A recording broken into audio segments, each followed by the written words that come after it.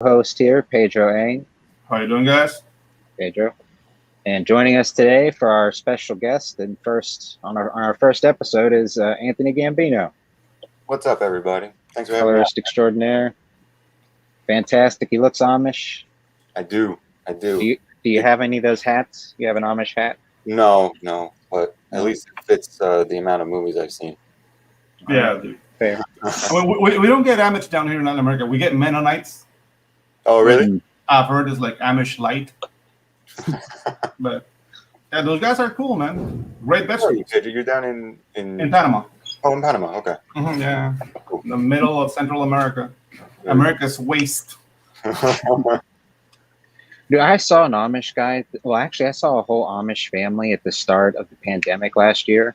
It was probably a few months in. I live in Florida, so like my city was only locked down for like 3 months, and then after that, pretty much, like there was people were trying to hold you to like wear masks and stuff, but nobody was really able to. So people just kind of went about their business. But it forced. We have a small Amish community around here. They're deep out in the woods, and me and a buddy were going to Walmart. And we're like getting to the back of the store at the frozen food section, and just like through a crowd of people, I see 2 teenage girls walk past me in the full Amish gear. They've got the bonnets on their head. It stops me in my tracks. I'm like, what the hell? And then as I'm coming back, I see the mom and dad like standing like 15 feet away from me. And I looked at my buddy. I'm like, oh shit, dude, it's Amish people. And he saw me say that. We locked eyes as I said that, me and Jedediah, like the dad. And he just smirked, and we kind of nodded at each other as we passed. And I have never forgotten that moment. It was real life Amish people. I did not know they made their way down to Florida. Yeah, no, they're all over the place apparently. That's all good for them. God bless them. Yeah, it's a style of life, man. Mm-hmm. Okay, though. Anyways, the Amish are fun, but anyways, let's move on. You know them? No, I don't know any Amish people. That's my only encounter. But okay. So Anthony. Yes, sir. Buddy, tell me, where did it all start for you, man? What was growing up? What were your big artistic and creative inspirations? Was there, any television shows, any comic books, anything in particular that really stand out? Well, as a kid, I mean, the number one thing is Batman the Animated Series. I feel like for like a lot of guys in the industry, grew up in the 90s, like that was the introduction. But it's funny, like I never, like, I don't know why. It's not like I wasn't against it. My family wasn't against it. I just kind of wasn't exposed to it. I didn't even start reading comics until I was maybe 17, 18. So growing up, the only exposure to it was, like I said, the animated series and other cartoons and movies. But my dad actually showed me his high school sketchbook when I was like 3 or 4 years old. And I thought that was really cool. So I started drawing around that age. But it all started with like just looking at stuff. I would have books that I would just look at and copy. And it was mostly like Batman and Pokemon and Dragon Ball Z and stuff. Yeah. So that's how that started. And it wasn't until, I was like 20. I took an illustration course as an elective, and they're like, no, like you can do this as a career. I was like, what? Really? So that's what started like the actual career path for me was when I was about 20 years old. Very cool, bro. Very cool. Okay, and talking about your training and okay, once you get started like in the nitty gritty of what really like illustration is, what books stayed with you? Because everybody says like, okay, drawing the Marvel way, for example, it's like a book that comes up a lot right on people's training. But any special book like maybe people don't talk too much about, so like maybe the viewers can like check them out. You mean like how to make comics, like those illustration in general? Good question. Well, where is it? Yes. We'll get this seat. All right. Stumping them right away. I like it. Yeah. No, this is not about stumping. Oh, that's cool. No, yeah. Hold on. It's not about stumping. It's just that, dude, this is my jam, man. When people go like, okay, this is what put me in the path. because whenever you see anyone's art, there's always like a uniqueness. You can also see like pedigree, like okay, this guy really loves Silvestri, or this guy like really love I don't know, David Finch. But within pedigree, like I can tell when people say like, okay, this guy read Richmond, for example, or this guy was really into Burn Hogarth, for example. Actually, me as an animator, it's not that the Born Hogarth book was looked like was frowned upon. It wasn't, but it didn't give animators what they needed. So it was more like, okay, use it as reference. So we went a different way, and that's why I'm facing now the problems I'm facing. Because now I'm gonna have to study Born Hogarth to see like, okay, this is how the lighting, for example, it's different for me. Like I use blending on another layer because I'm used to the animation work like work habits. So yeah, so okay, back to you, Gambino. Which book do you have for us? So for technical things, this anatomy book, I struggled a lot. I still struggle with anatomy. But it was like looking at books, all the ones that they would recommend. You know, some of them were really great, like the Andrew Loomis series are always good. But for whatever reason, like my brain wouldn't connect until I found this one. And this series, for whatever reason, it makes sense to me. It makes sense to the way my brain works. And it's not that like it's not complicated at all. Which I think is why I respond to it, and you know, I would get confused with the books that have like all the multiple colors and everything. Like it was, I don't know, it was just too much. So this one simplifies it a little bit for me. But as far as like artistically, this is what I go to. Bro. Tim Sale's one of my favorite artists, and personally, I think he still has the best compositions, panel to panel. You know, like, if you look at his stuff, especially this earlier stuff, it looks like screenshots from a movie. You know, like the way he composes a panel, it looks very cinematic, and that's always what I've loved. Like I've never really responded to like these crazy panel layouts where there's like stuff all over it, and people will like I've seen stuff where in a Batman book, like it'll be a big spread and the cape will be spread across both pages, and then there are panels within the cape and everything. Like I think that stuff is awesome, but for me, like for my work, I don't like to do that. I like very cinematic shots. That first illustration professor I had introduced us to studying film to look at animation or illustration. So you know, we sat in class and analyzed Psycho like frame by frame to show how you can use different shapes to implement different feelings and everything, and how to put that into the comic pages. So like that was my favorite part, was composition. Right. So whenever I see, you know, someone like Tim Sale or Mike Mignola or Eduardo Risso who has these awesome compositions, that's what I always gravitate towards. Oh, great. Have you seen that book, Film Directing Shot by Shot? I flipped through it in school. I don't think I own it. It's a blue book. I mean, that's a really good book on composition, but I mean, it relies heavily on camera movement. Yeah. But it does like give you a clear idea of what can be accomplished with composition, as in foreground, midground, background element placement, and how that relates to communication. Right.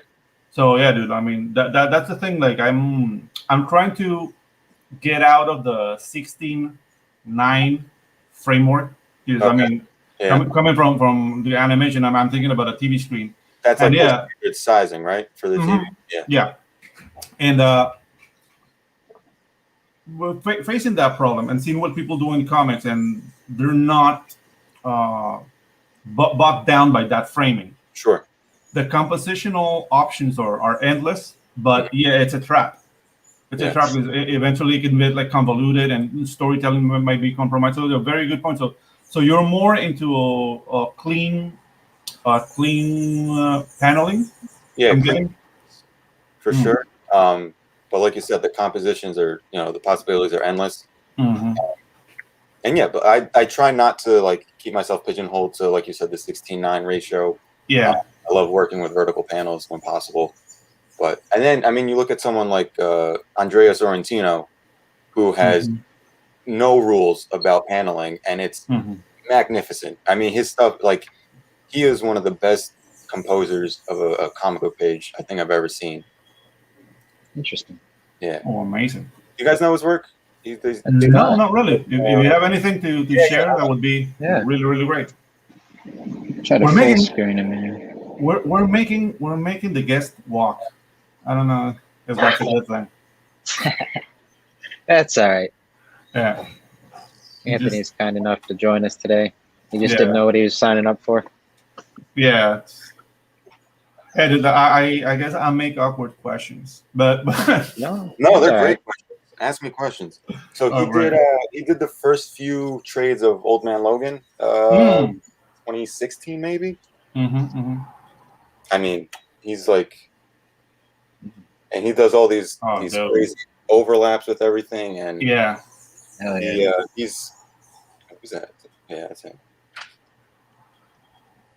Let me see if I could. Yeah, and then he does. You know, he incorporates little panels into giant spreads. Oh, the silhouette work there is really. Oh, look really at something. Yeah. The inverse work too. I mean, look at something like that. Oh, you know what I mean? Right on. He gets really creative with his panels and compositions, and like I said, not stuff that I'm used to in my own work, but like when he does stuff, it's for a purpose. Yeah, and you know, he really has a great sense of how to use shapes and to invoke emotions. Yeah, and actually, like shapes and silhouettes are really strong. As a communication language, there. Really good job. Wow, dude. Thank you. Okay.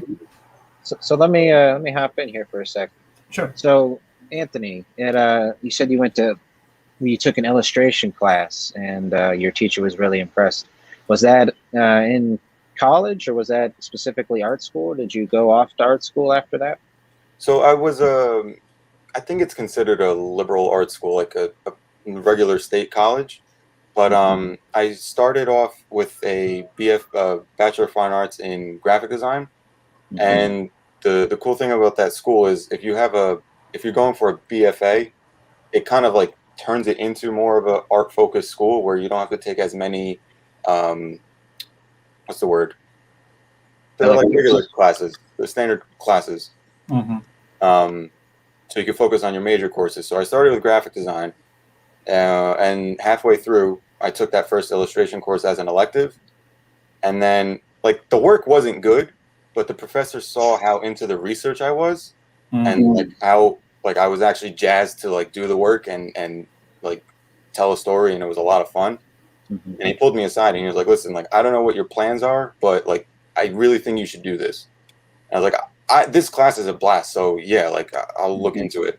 So I was already halfway done with graphic design, and I was like, "No, I don't want to switch majors right now, especially because the two majors had a lot of the same classes we had to take."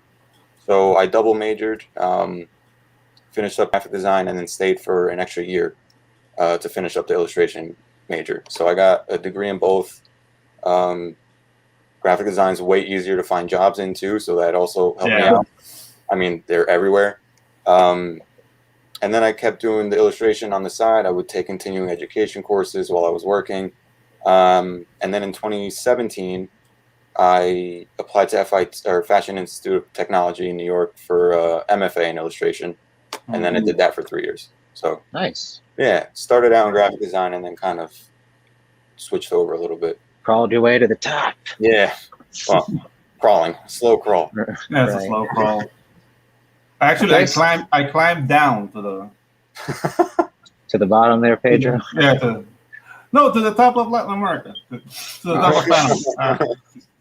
That's fair. Yeah, you're at the top at least still. Yeah, it's desolate. Okay. What about you guys? Like I don't know anybody's background really. I see people are just here now. Yeah. Oh my God, these guys are cool. So you wanna start, Ginge, or?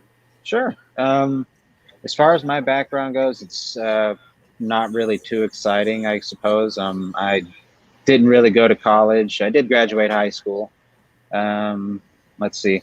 Growing up, the first graphic novel, the first comic book that I can remember getting my hands on was what was it? It was Amazing Spider-Man. It was the John Romita Jr. and Straczynski run.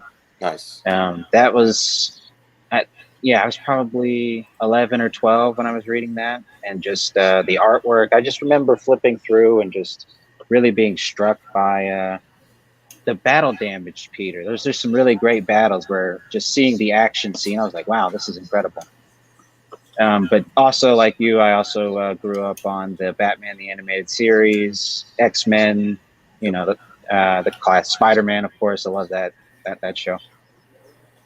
That Tim Sale Batman, though, I've actually I had both of those. I have a horrible habit of loaning my books out to people, like just getting excited, like, okay, here you go.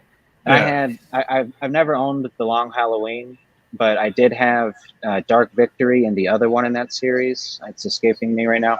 Haunted Night? Yeah. Yep. I read those when I was like 16, dude, and those were two things that really also blew my mind. I was like, man, this is just, it really shows you what comic books can do, I think, in just communicating art to people through, a page like that. So for sure. And those were some stuff I was into. Yeah. Yeah, dude. And I personally, I love when they do like these 12 or 13 issue kind of maxi limited series. Mm-hmm. Yeah. Just beautiful collection, and it's a solid story from start to finish. Like, I love that method of making comics. Mm-hmm. So to see two of them, with that creative team, that was awesome. Right. Okay. Well, what about you, Pedro? Okay. We need a Mexican guitar. What? Maybe like a Mexican guitar song. My relationship with comics started really late in life. We don't have comic book shops here, right? You can find comic books at pharmacies, mm-hmm. or maybe supermarkets, and the selection is very limited and translated into Spanish. My first contact with comic books came when my brother got his first job. So he got this administrative post at a recycling plant. And he started saying, like, I was always like the kid who drew in school, so, but I was more into like mecha anime. That was what everybody was watching here in Panama. Like, It was in Messenger Z, Titan 3. They were watching Robotech, all that kind of stuff. So I was always like doing that, and I do a lot of parodies. I used to get a lot of trouble in school because I didn't used to respect anybody. But then when my brother gets this job, he starts checking this pile of like discarded comic books, and he just started taking them home. So I got like, okay, X-Men 143. What happened before? I don't know. This looks cool, But the first comic that stuck with me, and maybe that's why my comic book tastes are weird, was a run by Jim Starlin called Breed. And it's about demons. It's very obscure. But it was a 6-issue run, and my brother brought me the 6th issue. So I got like the complete story. And dude, it was like Spawn before Spawn. It was sweet. Very, very like greedy, and it was like demons and Satan. And my mom was like, "What you reading?" It's a good thing you don't know English, Mom. And from that day, and this is where the guitar comes in. When I graduated high school, like, art is not really looked as a career. In Latin America, it's like, mijo, what do you want to do? No, Dad, I want to be No, you have to be an architect. You draw, you be an architect. Yeah. Or maybe be a lawyer like your daddy. So I enrolled in law school, and I wasted 4 years of my life doing that. Oof. All the while drawing. And then the little rebel in me got a job as a graphic designer. I was, but mainly drawing, because I had access to Photoshop, Illustrator, or like the graphic design software, but I have no formal training. But at that time, if you knew how to use the softwares, you got a job. So I got a highly paying job when I'm in the middle of law school. I'm saving up, and with that money I went to Canada to study animation. Nice. And when I came back to Panama, I started working. I mean, I'm very old. I'm 47, but I don't look ancient. Yeah, I'm ancient. But the thing is, like, I graduated animation school at 25. When I came back to Panama, like, everything happened really fast. I worked for 5 years in the industry, and then I opened an animation school, and I operated that animation school for 14 years. And I've trained a lot of people in the animated craft, but I don't know, things happened. I had to close the school. I went back to work in the advertising industry, but it was not fulfilling anymore. You know, doing like tuna cans and diapers, and it's nice. It pays the bills, but you don't love drawing a tuna can. Oh man! After the first tuna can, you just import the model and change the texture, and it's another tuna can. You know, it's good money, but in the end, you start thinking, okay, what have I done? Is there a legacy? Like, I directed an animated series. The issue was like from 4 to 6, and it's called Los Colorados, and it didn't do much, but at least it's in the resume. But right. I was always pushing my students, like, okay, tell your stories. I mean, Latin America is just like a pit. Nobody knows what's happening here. Yeah. You know what I mean? If you hear stories about Latin America, it's an American telling them. Sure. And sometimes they miss. I remember Harrison Ford's Clear and Present Danger. Like, people here were pissed when they saw that movie. It was like, that's not like that, you know. And I mean, that's basically our fault down here, because we're not doing it. So I mean, I don't have the budget to make like a Hollywood movie or make like a video game, even though I'm making a video game right now. But a comic I can handle. So I'm just trying to do like whatever I can do. I'm telling a very Latin American story with my first book, and that's where I'm right now. Nice, man. Mm-hmm. So you're illustrating the comic yourself? Yeah. Very cool. I'm doing everything and doing CG trailers. That's something I can you know, like, do for the community. So I already did Ginge's trailer. I did a trailer for Decrypted Nows. That was and I've done a couple of little like animated pieces for Altern. I did something for Mighty Mascots, something for Legends of Log, and the intro to Red Valkyrie, but they haven't like put that out yet. They're using the old intro still, so whenever they're ready. That's awesome, though, dude. Congratulations. Yeah, thanks. But as I said, like, I'm just willing to do more. Yeah. It takes time because nobody knows you. So like, who is this guy? You know, and that's the place of a lot of people in CG. Mm-hmm. And I mean, some people don't call it CG because I mean, I don't mind. Yeah. Comicscape, you know. I live in the middle of the jungle. Who cares? Dude, they just come pushing through the bushes. Yeah. Somebody say CG. Somebody said CG. Get him. Dude. So yeah, that's the two guys you're talking to today. Awesome. Well, nice to meet you both officially. Yeah, dude. I mean, I've seen you like streaming with Broccoli Rob and yeah, I'm there. Dude, Rob is a good dude. Like, I would love to do some animation for him for his book, like Blob Realm. Dude, I read that, and I usually read books through soundtracks. Oh, nice. And the soundtrack I used to read his book was Shadow of the Colossus, the OST. Oh, cool. For that game, dude, it fits perfectly, and I love it. It's almost told as a fable. Yeah. Like, there's not that much dialogue. Like, I really appreciate like his sensitivity and his storytelling. And I would have never found Blood Realm or any of the amazing books I've found so far if it wasn't for CG. So I'm very, very grateful. Oh, cool, man. Mm-hmm. Yeah, Rob's a good dude. He introduced me to everybody in this community. Yeah. Yeah, that's sort of how I also found everybody. Was I saw Rob on Lucifer Storm's channel when I was getting into writing. Lucifer Storm's got a lot of like writing tutorials and story breakdown methods and things like that. But he also does interviews. So yeah, he had on Rob.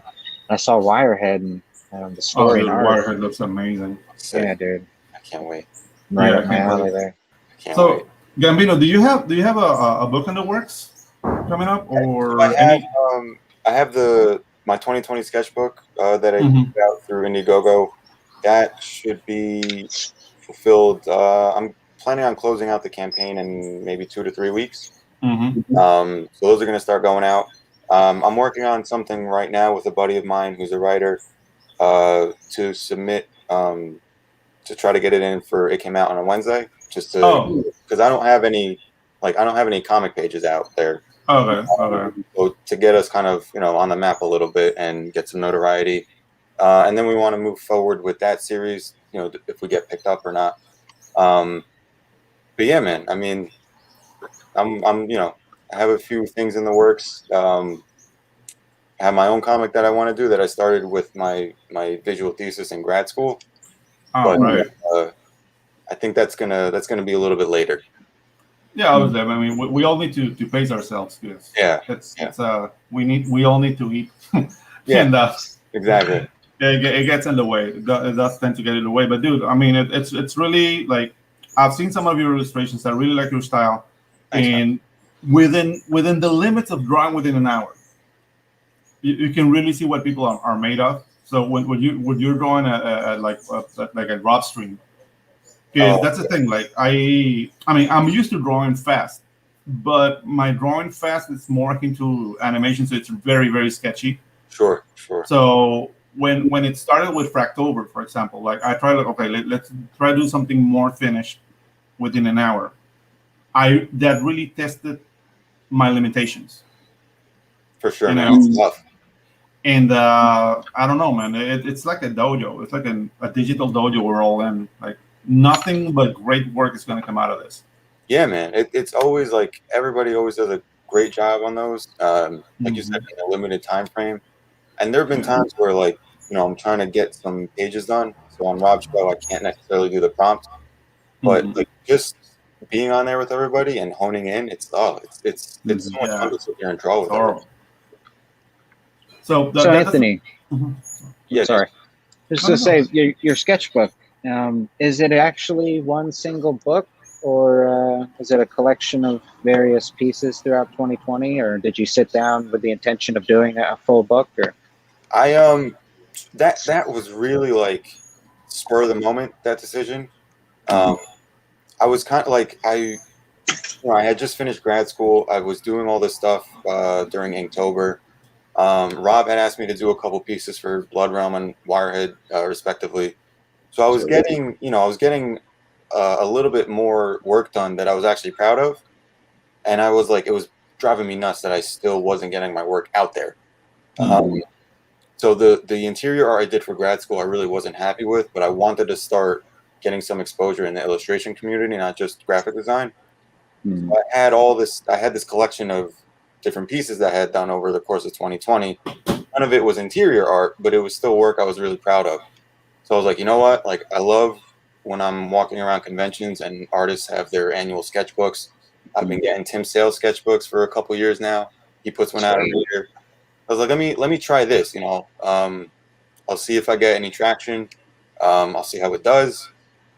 Promote it, and we'll see what happens. So, luckily, the design background kicked in. I was able to, lay it out, put a book together fairly quickly, and then I was talking to Rob about, setting up an Indiegogo campaign, and he was helping me through that. And then he invited me on on his show to promote it. He invited me on once, and that was like 15, 16 weeks ago. So I kind of just crept my way back in there and haven't left. But yeah, it was really like this whole community that got it funded. Dude. And I think the best part was like seeing the willingness and seeing people like actually respond to my work and telling me to do a comic. So that felt really great. But yeah, that was a long-winded answer, but it wasn't really planned at all. I just kind of had all this stuff, and I wanted to get my work out there. That's a great answer, bro. I mean, nothing wrong with that at all. Is there any art? You mentioned the Tim Sale sketchbooks. Is there any other sketchbooks in particular that you know of maybe lesser known artists that you're into, or is it what you got? What's the other one? Fetch us another book, sir. I'm gonna walk again. Hold on. That should be it's a walking theme. Getting a little exercise in. That's okay. Yeah.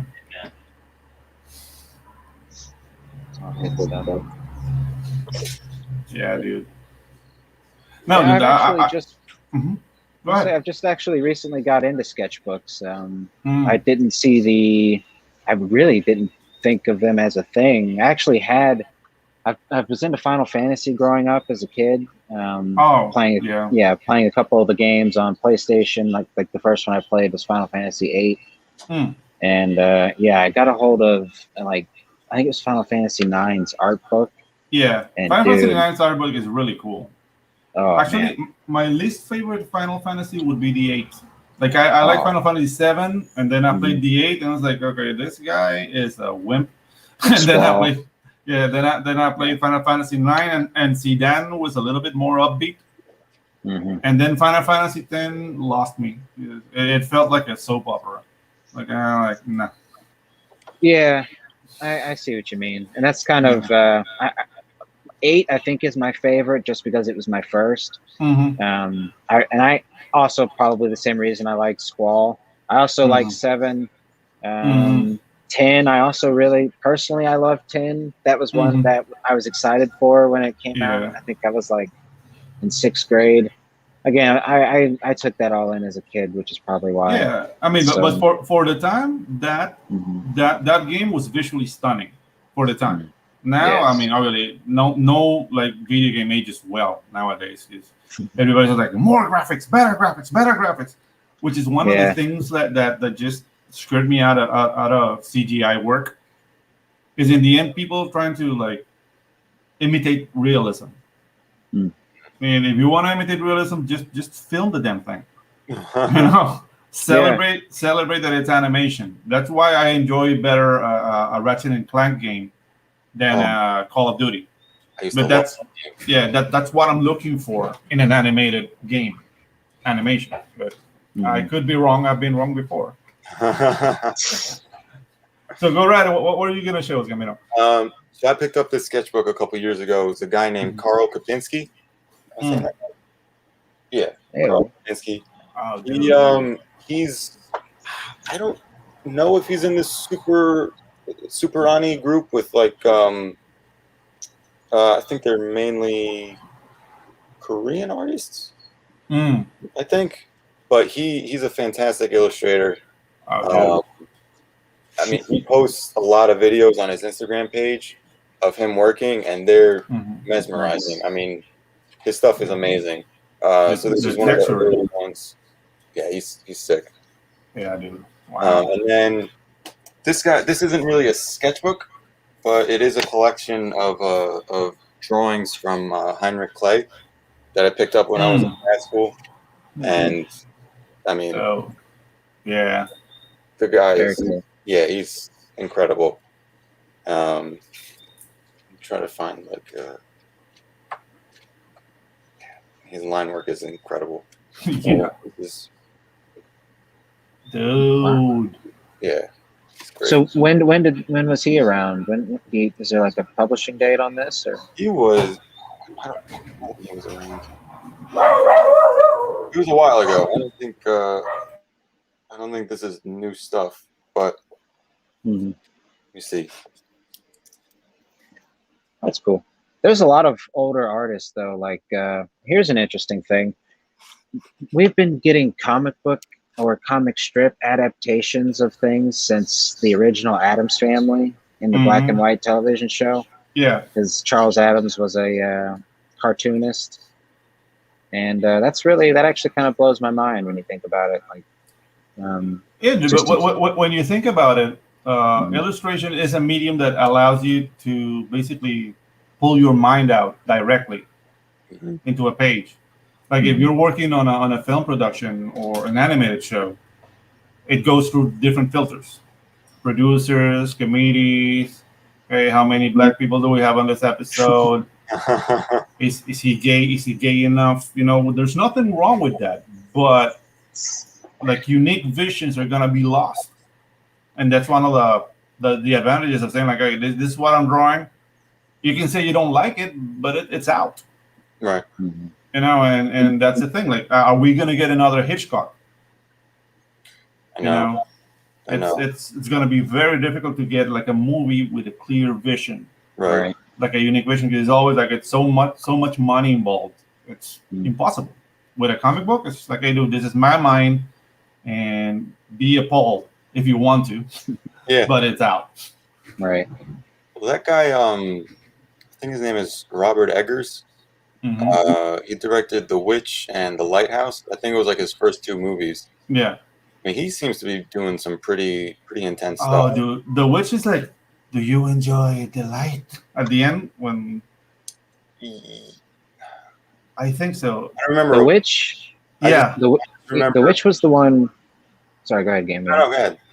So The Witch is the one where it's like Puritan Quaker era. Yeah. Yeah, and like the goat ends up being the actually being possessed, I think, at the end of the movie.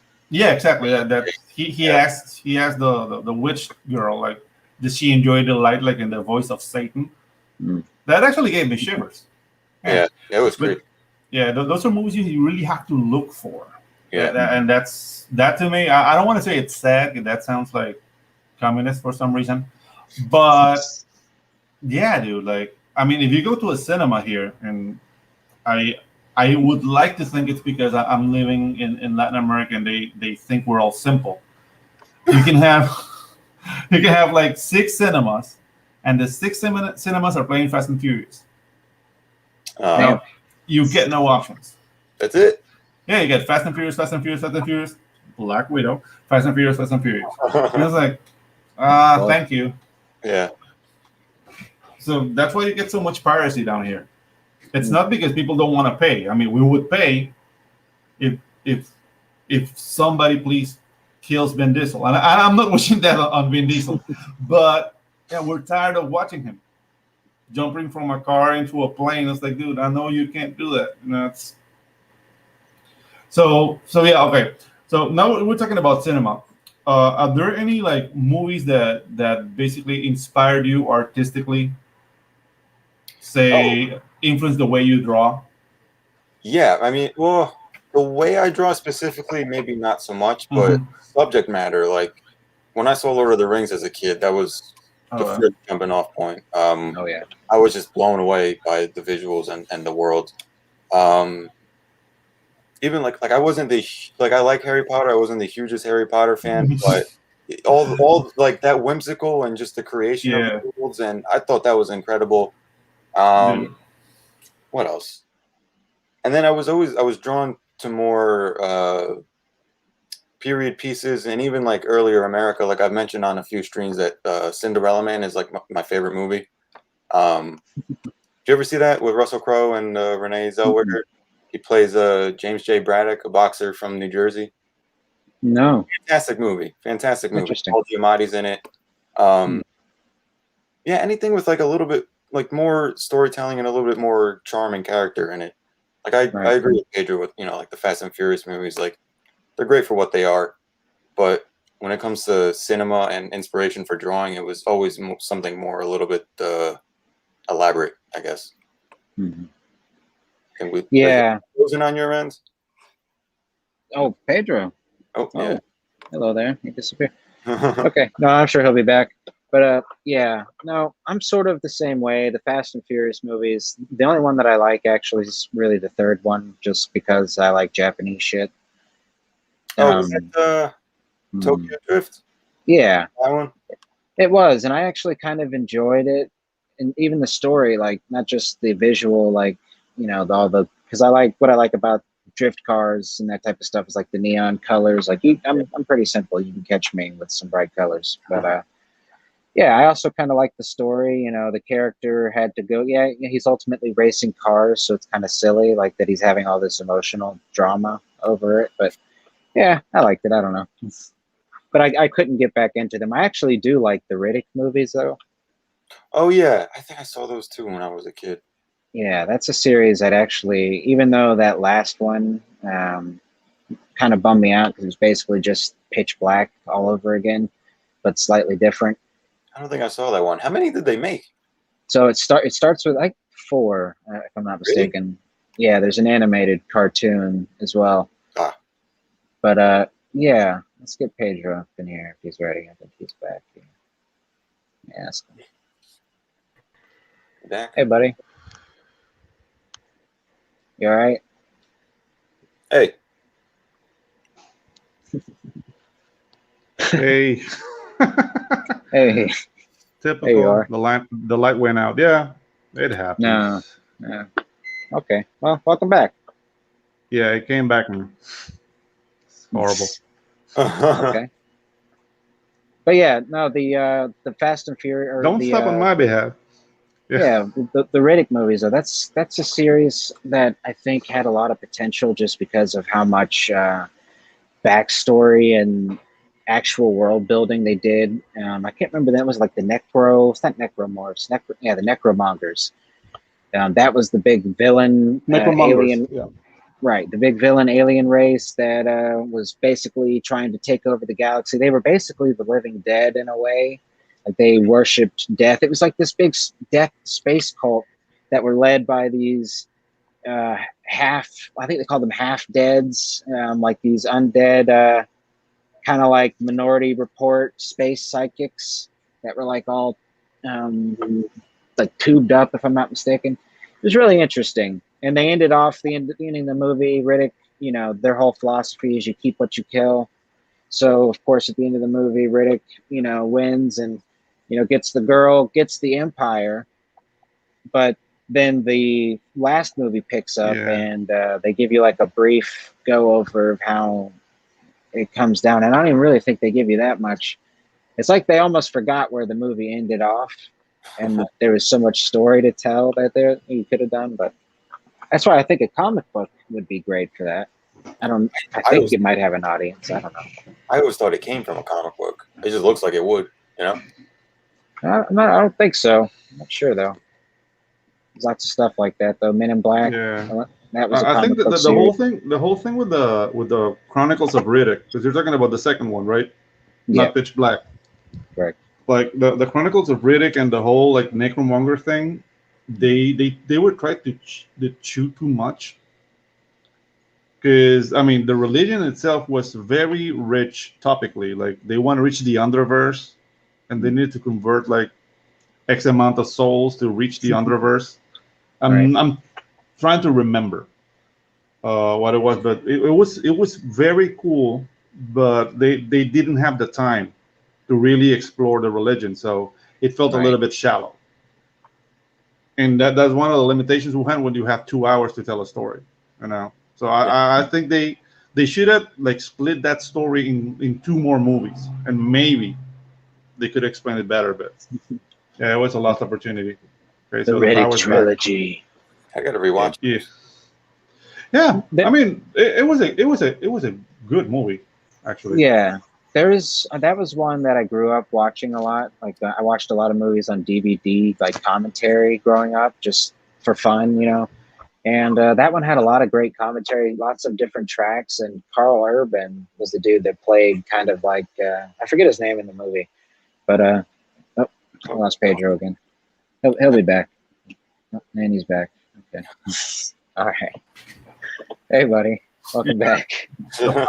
So the thing is, I couldn't hear you because I was using my data, and it was kind of roboting a bit. So I just went out. No problem. Yeah. Here's something that kind of gave me some mad Carl Urban respect. So in the DVD extras of the Chronicles of Riddick, he talks about how when he auditioned for the role, I can't remember the name of the character, but Vaco. What was it? Vaco.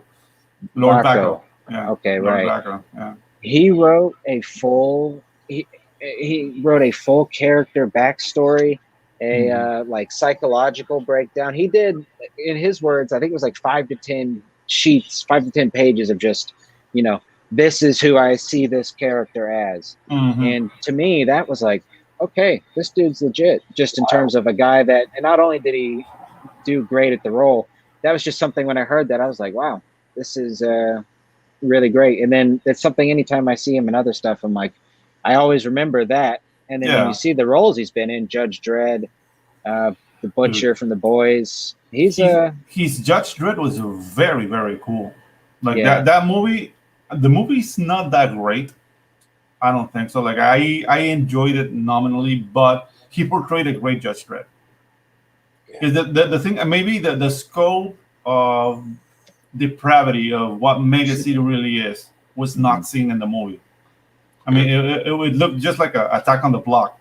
That's how it felt, like the movie. But he's just, Judge Dredd was scary. It's like, his portrayal was this guy's gonna shoot me, So yeah, like Carl Urban it's a good. He's from New Zealand, right? Or one of those two. Yeah, one of them from that neck in the woods. That's another thing. I have a lot of respect for Chris Hemsworth, but not for his work in Marvel. But his peripheral movies are really good. He did one when he's like a bodyguard rescuing some people in Africa. They're really nice. Was that Netflix movie? Was that? Was it the Netflix movie? I think it's on Netflix. I think Extraction. It came out like Extraction. Yeah, Extraction. I still haven't seen it. The Extraction is good. Like I'm not watching that much cinema anymore. Yeah. I'm sticking to the oldies. But I mean, there are actors I respect their body of work, and Hemsworth is doing a good job when he's not on the MCU. His Thor depiction it's not Thor. It's too goofy. Oh, he turned into a comedian. Yeah, Thor is not a goofy character, at least in the comics. Yeah. So yeah, Chris. Well, I loved him in Cabin in the Woods. That's probably my favorite. One of my favorite movies, even though it's a J.J. Abrams movie, if I'm not mistaken. I'm really not even just because of Star Wars, but I remember when that first Star Trek movie came out, and I saw it in theaters with a friend. As soon as the movie ended, he turned to me and he's like, "Oh, dude, he can do Star Wars," and I was like, "I hope he doesn't. I'm sorry." I didn't walk away from that Star Trek movie thinking, let's give this guy Star Wars. I see why people might, but I think that's kind of why we got what we got in a way. But, yeah, the thing is, like, it's really hard to say he destroyed Star Trek, but he gave the spirit of Star Trek a beatdown. It turned Star Trek into a regular space action movie, which is not what Star Trek is. And I'm not like a huge fan of Star Trek because I don't dig the uniforms. They look like pajamas to me. Ever since I'm a kid, I was like, these are guys in pajamas in space, and I get a lot of hate for that. I'm used to it. I'm more of a Star Wars fan, more of a Dune fan actually, which I get a lot of shit for. And I'm not excited about the Dune movie. I have to say, it looks like space action movie again. Yeah. And the topics of Dune are way deeper than that. Yeah, it would probably be impossible, honestly, to actually do that series. That's why the whole thing does kind of feel like it'll be more of an action movie. They're going to play with the worms and have fun with that, which is what it is. It'll look good on a big, huge screen, but it's not really Dune. I mean, I enjoy popcorn like the rest of it, and that's what I'm gonna go see, a popcorn movie. Sure. Like they're doing Foundation too. It's like the Foundation can't be an action film, and they turn in Isaac Asimov Foundation. I don't know. Like I'm an old dork, so I still read a lot. I read a lot of fantasy and sci-fi, and there are franchises that I feel shouldn't be touched. And I think Foundation is one. I think Dune is another one. They tried it in '84. It sucked. They tried it in early 2000 with a sci-fi series. It sucked even worse. And it's going to suck again. I didn't even know that they tried it into a series. Yeah, a sci-fi series. It was Man, the uniforms were ridiculous. The only cool thing about the sci-fi series is that they contacted one of my favorite directors of photography, Vittorio Storato, and that guy will learn the script of a movie, and he'll have like a little light console, and as the actors are doing dialogue, he's changing the lighting live while they're filming. I mean, it's just like you see the scenes Very where cool. like, okay, this is Vittorio Storaro working, and it's stunning. It's stunning, the work, but costume. I mean, it was a sci-fi series, so costumes were a little bit lacking. Special effects were TV, Yeah. and they actually did the first three books. They did Dune, Children of Dune. No, it was Dune, Dune Messiah, and Children of Dune. They did the first three books in the series, and it had like Susan Sarandon in it. They had good actors. William Hurt, Susan Sarandon. It was within the limitations of what sci-fi can do. It was all right, but it's not Dune. Did you ever see the documentary when they were trying to do it the first time? Oh, Jodorowsky's Dune?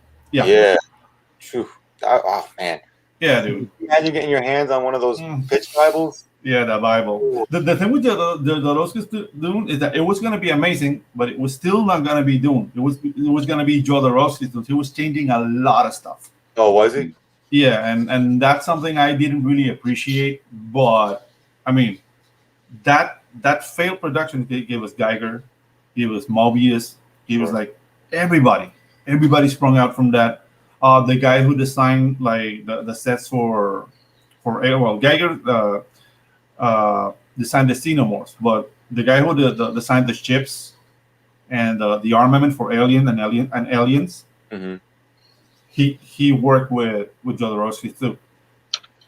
And out of Jodorowsky's work came the Meta Barons and came the Incal. So, dude, that's right, and he did both of them with Mobius, right? Yeah, that would have been nice. Yeah, dude. I love hearing the stories of how those things came to be.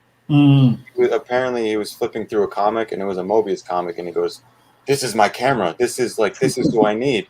Yeah. And the guy was like, "Oh, he's right there." And I'm like, "What?" But have you seen his movies though? No, I haven't.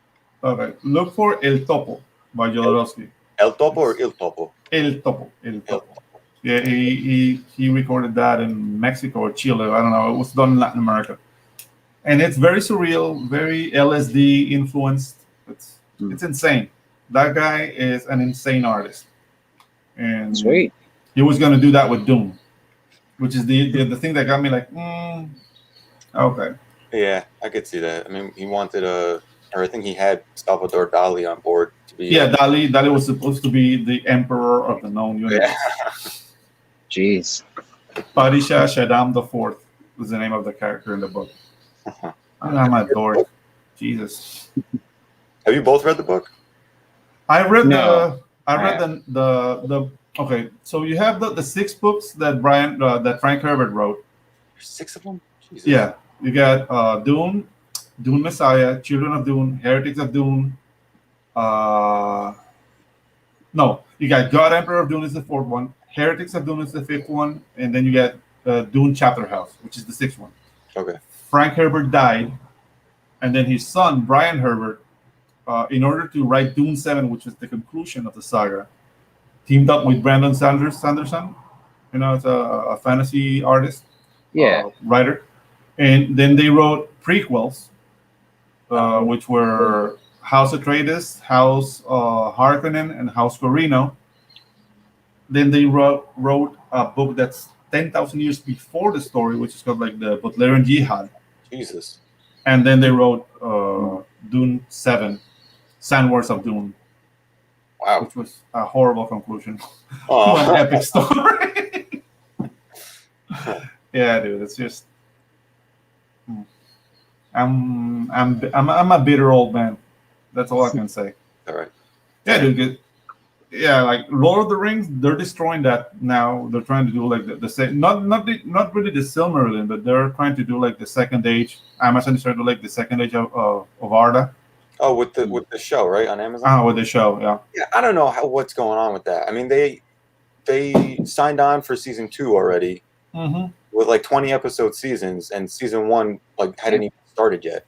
Yeah, it's gonna be a mess because they're trying to make things that are supposedly racist, but man, I mean, what Tolkien was trying to do is to tell an epic saga of the region of England, where everybody happened to be white. There's nothing racist about not having black elves. You know what I mean? Yeah. And I'm not white, and I get it. No, why Right. why don't these people get it? They're destroying the essence of what Tolkien was trying to do. It's just I don't know, man. And now Amazon got the rights for the Wheel of Time, which is another series that I love. That's 14 books, Whoa. and they're gonna destroy that too. The Wheel of Time? The Wheel of Time. Yeah. Never heard of that. That's Yeah, the another Wheel of- one where the creator died, like right before he could finish the book, right? And who finished that? I guess son, right? No, Brian Sanderson. Oh, okay. Yeah. I don't want to call that guy a bullshit because his work is really good. Mhm. But he just gets picked to do this. Like, okay, the author died. Call Brian, and that's Damn. weird. It's weird. But the Wheel of Time also, it's something that I don't know. It fits perfectly the times we're living, because in that story, men who practice magic are dangerous and crazy, and women have to put them down, like women who use magic. And it all has to do with the world building. Like there was a breaking of the world, and the evil one called. It's very basic, like fantasy storytelling. So some things are gonna be like dated. So there's like an absolute evil. Like right now, that's a little bit passe, but there's an absolute evil, and the absolute evil tainted the male side of magic. So any magic user who is male and he touches the source, it's touching that taint. So he goes insane and kills everybody. So women, whenever a man shows affinity to magic, women come down and basically cut them from the source, which basically neuters him, and he ends up committing suicide. So that's like the world they're living at the beginning of the Wheel of Time. And there's this guy who's like the Dragon Reborn, who is a male who can touch his magic, but he's the guy who's gonna fix everything. So he's being chased by women, chased by the devil, and there's like political intrigue. It's very good, but it's like high magic. It's very, very it's gonna be very, very difficult to produce because it's not like Gandalf, like you shall not pass. It's just like incredible feats of magic. Yeah, in the sixth book, there's this thing that I don't think I'm spoiling anything, but there's this like the first time they see like a male magic user army, and everybody's used to seeing like women using elemental magic, and then there's this like magic user general, and they're called like the Asherman. So it's like the army of the Asherman, and he just says like Asherman kill, and the enemy army just explodes, like people bursting from inside out, like everybody's speaking like what the fuck? It's like really, really metal, and he made you wait 6 books for this like little scene, and it was so gratifying. And I don't know, like it's a really good series, but I know they're gonna screw it up somehow. Sounds like it's gonna be a hit. Yeah. It sounds like a really interesting series, and I'm actually kind of curious. Do you know anything about the author's political leanings? Is it sort of a political book inherently with the way Robert Jordan men is and women dead. are treated there? Right. Robert Jordan is dead. So, and he died a long time ago. He died a long time ago. Like the books were finished, I think, by 2010. They were done. And he died like 6 years prior to that. But he was an ecologist who was really big into ecology. And that's what I really remember about him. But in other days, you remember people by their work, not their political leaning. That's right. No, that's true. Yeah, I'm just curious. Yeah, but a graphic novel of it. Yeah, the Wheel of Time has been. There's a couple of attempts to adapt the work. There was actually a pilot episode with Billy Zane as the devil.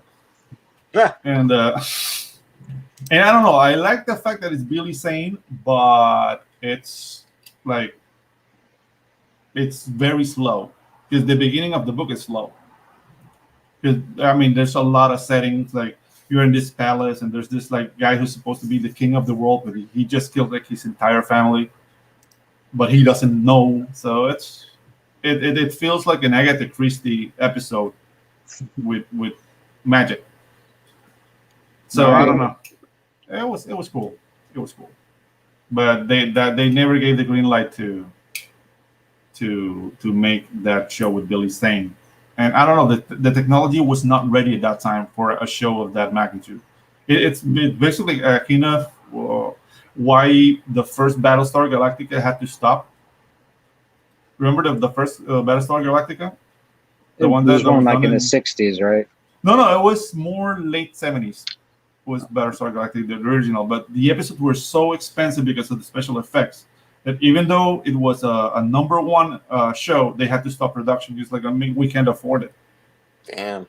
But it created the myth, and then when the technology was ready, they did the Battlestar Galactica with Edward James Olmos and all those guys.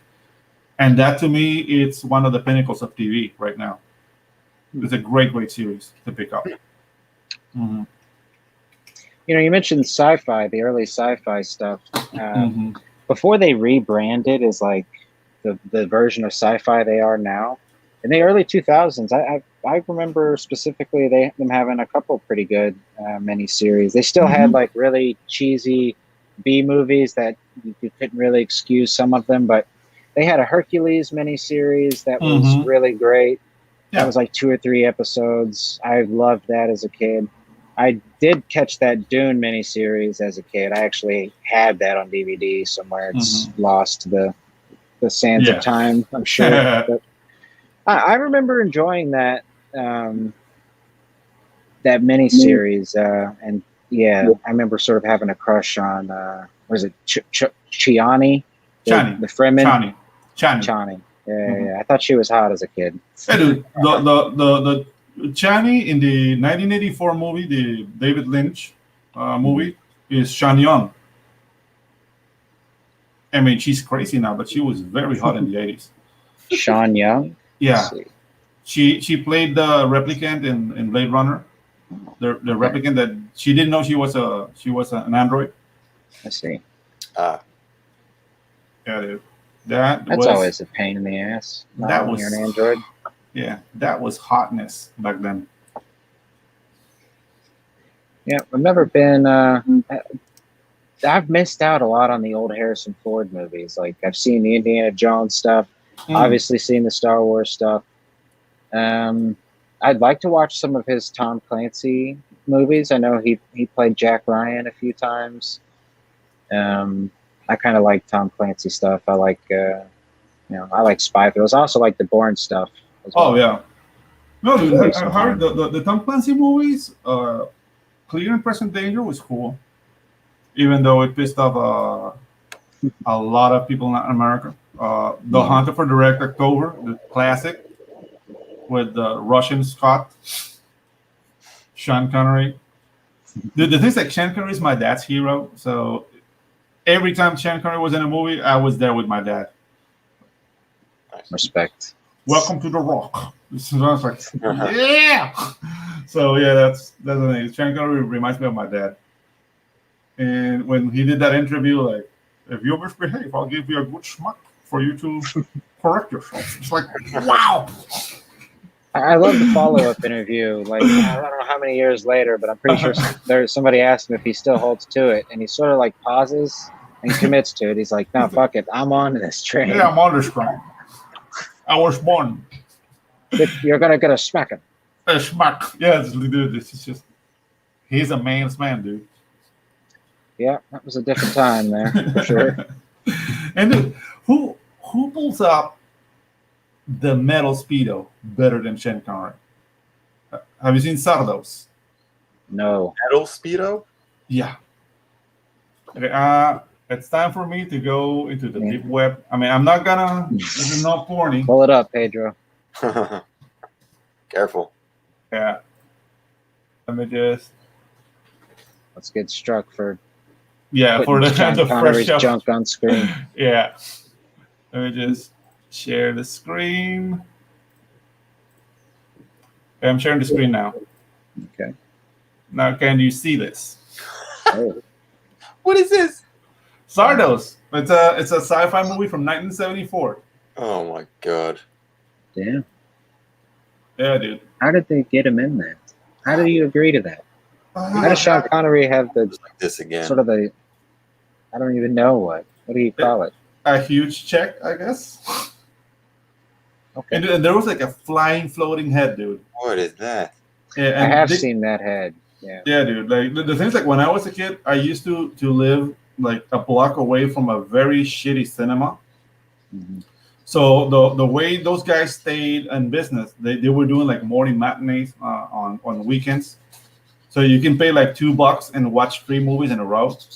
Sweet. And since our mom wanted to get rid of us, like, come to the movies. And then and the guy was a really big fanatic of like Japanese cinema, like really weird sci-fi. So the day I saw Sardos, I saw Time Bandits, and I saw a space pirate movie. I don't remember the name. But yeah, this made me feel weird. When I saw that on screen, I was like, oh, okay. Yeah, it's interesting. Oh man. Whoa. Yeah, dude. Sardos. So Anthony, let me ask you, buddy, what did you think of The Thing? Oh, dude, it was awesome. Yeah. So cool. Yeah. I mean, we talked before about composition. Like, the directing in that movie was exquisite. Dude, and Ennio Morricone on the soundtrack. That's Oh my god, it was awesome. Yeah, dude. Awesome. I thought the practical effects, like, some of them were a little bit cheesy, but for the most part, I thought it held up pretty damn well. Yeah, it does. I mean, And they made a remake of that movie, right?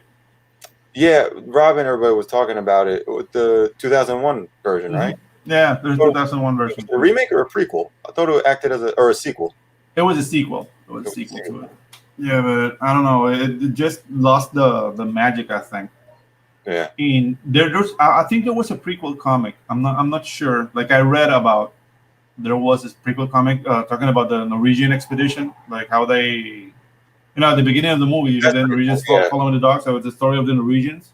Yeah. It's supposed to be really good, but I read an article about it, so I really can't attest of how good it is. Right. But I loved it, man. Yeah, that always stayed with me. Like, okay, how the Norwegians died. Yeah. Because you only see like the aftermath. Right. Dude, awesome movie. Yeah, and you got like a glimpse of it when they found their camp and they were investigating a little bit, but so good. I mean, like you can tell everything in that set was placed with purpose, which is something I think is lost now, and I appreciate so much. Like they knew, like, okay, when we film this scene, everything is going to make these shapes, and we have to place it there, like right down to the beams and the big barrel drums they had of gasoline. Like, so good. And that's the thing, like 80s horror, the filmmakers took it seriously. Yeah, man. And it shows. Like nowadays, everything is like ironic and it's a formula, really. Yeah. I'm gonna get you with the jump scare. So. Even the use of color, like nowadays, it's kind of diluted when it comes to like, I don't know. I feel like every scary movie, like the scary, intense parts, everything's like blue and orange, which is supposed to make you feel good because they're complementary colors. And I'm like, come on, like. Yeah, dude. I don't know, dude. Like werewolf movies from the 80s. Like, have you guys seen Silver Bullet? No, but I've heard of it. Dude, amazing horror movie from the eyes of a kid. Oh, nice. Dude, Yeah, that's so scary. That wasn't the Jack Nicholson one, right? No. That was, I think, Wolf or something. Wolfman, I think, was the Jack Nicholson one. So Silver Bullet, yeah, I heard good things about that. Silver Bullet is really good. Duck Soldiers, I think it was from the 90s, but it still counts. Like to me, Duck Soldiers. Yeah, Duck Soldiers is military men that get bitten by werewolves. So werewolves that have tactical info. Oh God. Duck soldiers, though. Do they turn into ducks? Because you had me quite excited. No, dog soldiers. Yeah, forget my broken English. Oh, okay. Man, damn it! I really thought you were gonna say they got bit by radioactive ducks. I was ducks. Like, man, that's an awesome movie too. Dude, I'm gonna get like a a little like ranchera guitar when every time I fucked up my English, just like. I actually want to get a soundboard. I've been thinking about this for the last Yeah. few days. I want to get a soundboard and I want to get a slide whistle so I can just, when things get awkward, go woo, whoop. Yeah, just for fun. Big slide whistle. Yeah, dude. Now, Dog Soldiers is a great also like horror film, but I think that was mid '90s or late '90s. Mm-hmm. It's actually a novel, apparently. I was bummed out about the 2010 Wolfman movie. That was great, dude. The production, like the set design, the costume design, the makeup, everything was so cool. Mm-hmm. The movie itself was a little. Yeah, that's the thing. Like it's this need to make you empathize with the monster. Yeah. Why? Like we could just be afraid of it. Yeah, it's a monster. We need to be afraid of the unknown. Mm-hmm. And I don't know. They lost that element. Like why are kids afraid of the dark? Because they don't know what's behind. Right. But lately, horror movies, they want to show you the monster. Like, he's not really that bad. He was touched by a priest or whatever. You know, it's like. I mean, I get it. Being touched by a priest is fucked up. But how many times are you going to use that cop out? You know. Right. And why can't something be like ultimate pure evil? Yeah. You know, it's just, I don't know. So let me ask you guys, what growing up was the scariest movie that you watched? For me, it was even though I've seen the Japanese version, the American version of The Ring, that hit me at like, I watched it perfectly. I borrowed it from my neighbor, and it was nighttime, it was storming. I threw it on, and you got to turn on all the lights. I really get into the horror movies, and dude, that movie. I mean, when I watch the little like the intro video, because I'll go back and watch it. When I watch the Ring video, dude, I still get goosebumps. It takes me right back to being a kid. That movie still gets me. What about you guys? What was your horror movie? I don't know. As a kid, I didn't watch too many horror movies as a kid. I think The Grudge was like the first horror movie I ever saw. Wow. That's a good one. Yeah. It's a good one. Maybe that one, just because it was a creepy little kid, kind of freaked me out. But, I mean, looking back now, I don't think it's that scary. But as a kid, it freaked me out a lot. I mean, to me, it was Evil Dead. When I was a kid, like, I shot my pants. But now I say that it's campy. It's a campy movie now. But when I was a kid, just like the demon running through the woods, like, oh my God. Dude. That was horrible, and I saw. I can see that being scary. Yeah, I saw it in the cinema. Like it wasn't like a rental. Remember, I lived next to the cookie cinema owner that played whatever the fuck he wanted. And dude, he played like Evil Dead, and he saw us and he started laughing. Like, yeah, he knew. Huh. He knew. Did you guys watch Drag Me to Hell? Yeah. Mm-mm. Oh, with the Lamia? Yes, bro. Yeah, that movie, I love the Evil Dead movies. Sam Raimi is one of my all-time favorite creators, period. He did the Spider-Man movies. He's horror and superheroes, in a way. Those are my two biggest things that I love as well. But Drag Me to Hell. Dude, when that movie came out, I went and saw it in theaters, and it was packed. I watched a girl like throw up on another person. Like it was, like people. It was a full event. It was fully packed, and you just see this girl like 6 rows up, stand up, turn left, right, and then just as she's trying to get away. Oh, dude, it was great. Oh, it's horrible. Drag Me to Hell. Anthony, have you ever been in a cinema where they had to stop the movie? No. Because I mean, I remember like in one of those like morning matinees, he was playing Cannibal Holocaust. Have you heard of this movie? Yes. It's a movie, like they made a movie, but there's a moment where there's like live footage of actual cannibals.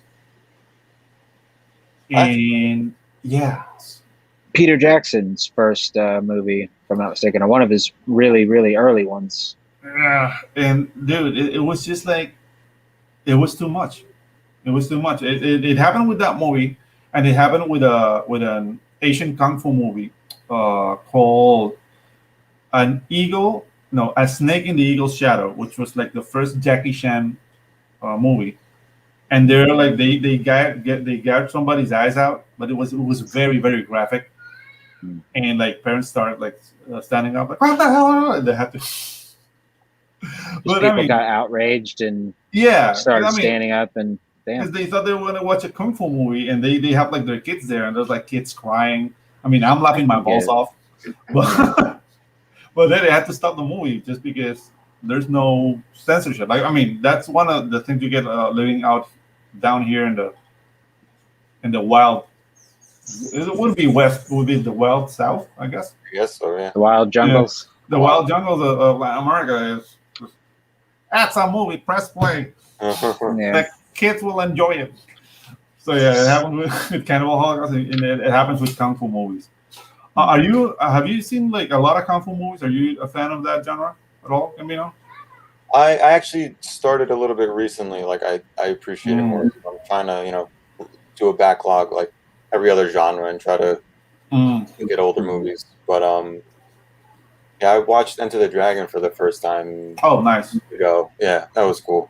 That's a good one. Yeah, but the thing that Bruce Lee was basically trying to elevate the cinematography and the storytelling. Yeah, and that show, I don't know if you guys watched that show Warrior. It was on, I think it was on Cinemax, and now it's on HBO Max. I think it's fantastic. It's one of my favorite shows I've seen in a long time. And that was based off his script, right? Yeah, it was something. I think it was something he was working on when he died, and now his daughter is like an executive producer on the show and stuff. So it seems like it feels, from what I can tell, very true to the Bruce Lee writings. Yeah, you can see the DNA. Yeah, that's a great way of putting it. But yeah, I think the production is incredible. Again, anything with like high production value, I'm a sucker. Yeah, obviously. That show looks beautiful, and the directing is great, and like I said, the fight choreography is badass. Yeah, but you want to see like raw Bruce Lee fight choreographies? Check out The Big Boss. The Big Boss. The Big Boss is his first like Hong Kong movie, like before coming to the U.S. And that was the introduction for the U.S. like The Big Boss. But it's campy. The script is very campy. That's fine. So that's something you have to like really. Just like give him a pass on that one. Oh yeah, it's just the flavor, really. You know what you're chewing, what you're biting into, so you can kind of expect to taste that campiness there. Yeah, I don't mind it. They're all fun. Yeah, it's the same thing with blaxploitation movies, which is something I really love, but I don't know if they're PC now, like politically correct. But blaxploitation movies like Cleopatra Jones and the Casino of Gold. Dolomite, Superfly, they share DNA with the Hong Kong kung fu movies. It's like the same flavor, the same storytelling structure, and I don't know. They take a lot. I mean, and there's a kind of cross pollination. Like you get artists like Black Belt Jones or Gene Kelly. I think it was his name. That was a dude in Into the Dragon, right? Yeah. Right. Yeah. And you have the Black Dragon. You have a lot of movies. It ended up with like the I think it was called The Last Dragon, which is like a Bruce Leroy, but that was done in the early '80s. Campy movie, but dude, it has one of the best over the top villains called Show Nuff.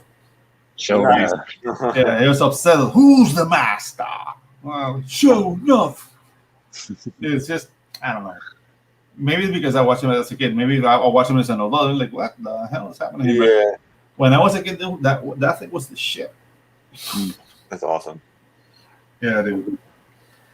All right, guys. Well, we'll go ahead and wrap this up here. Yeah, it's been an hour 20. Very, very enjoyable. Thank you, Gambino. Oh, thank you. Thank you, Anthony, for coming by. Anytime, buddy. Let's take a look at your campaign here. Let's do that. The old tried and true stuff you got to do there. Let me pull that up. Indiegogo. I typed in Indigog. Indiegogo. Got that extra O on there. That sounds like a drink. Indiegogo. Yeah, give me an Indigog. Give me Indiegogo. Let's see if I can do this. Straight. Do it on the fly. Actually, let me just do this instead. Okay, hold up. Hold up.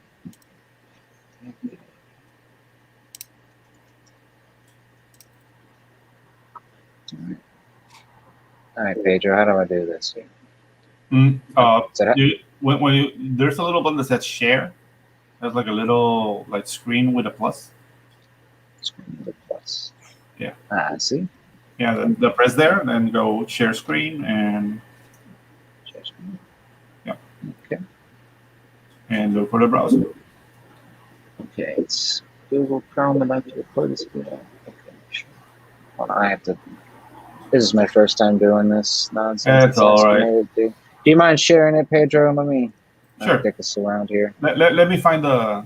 I got it right here for you. Yeah. Sorry. I'll put it on the private chat. Yeah. The link, please. Oh shit. Where's the others? All right. Okay. All right.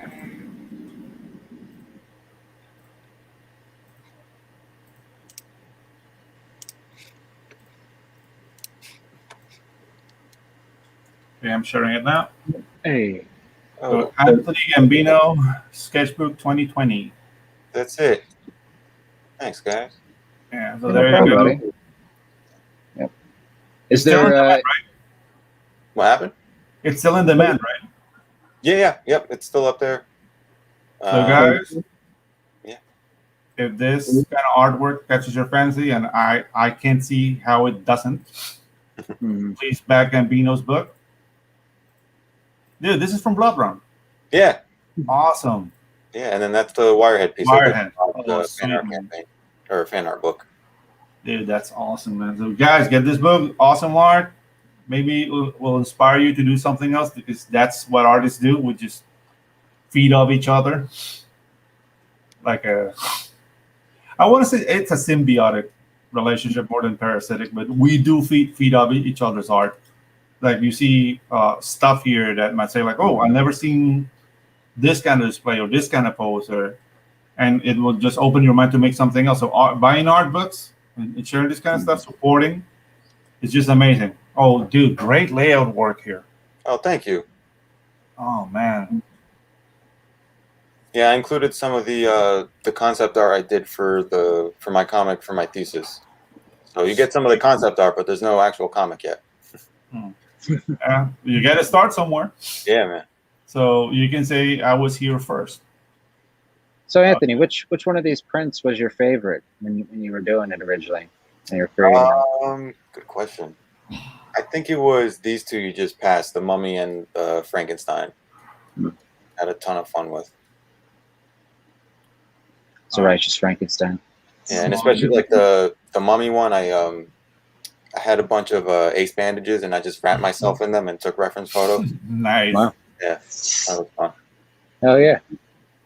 I took reference from almost all of these, and my wife would come home from work like every day and be like, "What the fuck are you doing?"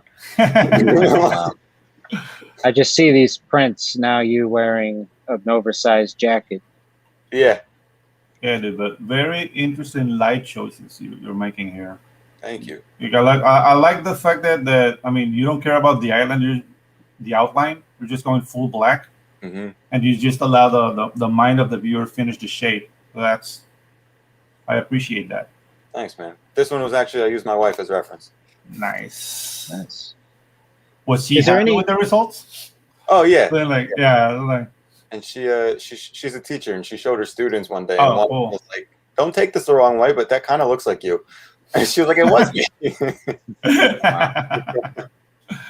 Yeah, the drawing partners can be delicate.